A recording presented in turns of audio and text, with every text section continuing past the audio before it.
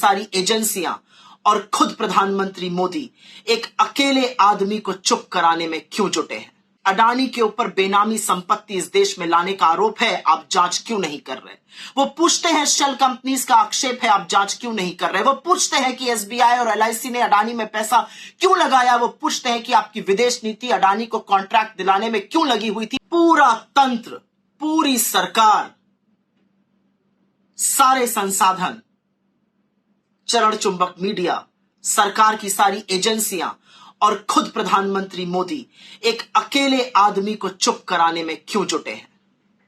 और अगर आपको लगता है कि जिसको चुप कराने की आप कोशिश कर रहे हैं वो चुप हो जाएंगे तो आप मुगालते में हैं। जिसको चुप कराने की आप कोशिश कर रहे हैं उनका नाम राहुल गांधी है और गांधी डरते नहीं है। वो सत्य की लड़ाई पूरी शिद्दत से और ताकत से लड़ेंगे।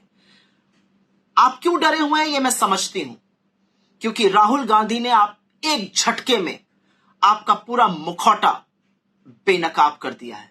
राहुल गांधी जी आपसे अडानी पर सवाल पूछते हैं। वो पूछते हैं कि अडानी के ऊपर बेनामी संपत्ति इस देश में लाने का आरोप है, आप जांच क्यों नहीं कर रहे?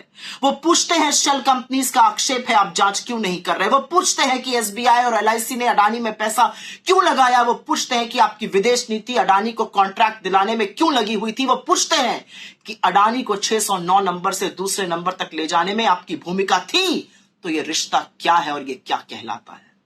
इन सवालों का जवाब नहीं है आपके पास। संसद से आप भाग रहे हैं, संसद की कार्रवाई आप स्थगित कर रहे हैं, माइक को आप ऑफ कर रहे हैं, संसद को म्यूट करने का कुत्सित प्रयास आप कर रहे हैं। राहुल गांधी के खिलाफ आप कितनी भी ट्रोल आर्मी छोड़ दीजिए, वो राहुल गांधी हैं और वो सत्य की लड़ाई और पुरजोर तरीके से और मजबूती से लड़ेंगे। दिक्कत क्या है आपको कि उन्होंने नीरव मोदी को और ललित मोदी को और मेहुल चोकसी को चोर बुला दिया? वही मेहुल चोकसी और नीरव मोदी जो 14-14 हजार करोड़ रुपए का गबन करके आपकी आंखों में धूल झोंक कर भाग गए और आप हाथ मलते रहे और आप लोगों को भ्रमित करते हैं कि हम उनको लेकर आएंगे। 9 साल से सत्ता में आप हैं, झुनझुना आप बजा रहे हैं और सजा राहुल गांधी को होगी। लेकिन आपने सुना है ना सत्य के परेशान और पराजित होने की बात। आप और परेशान करिए राहुल गांधी को, आप अपना पूरा तंत्र और छोड़िए उनके पीछे, क्योंकि इस देश को भी तो दिखना चाहिए कि तानाशाह किस कदर बौखलाया और घबराया हुआ है।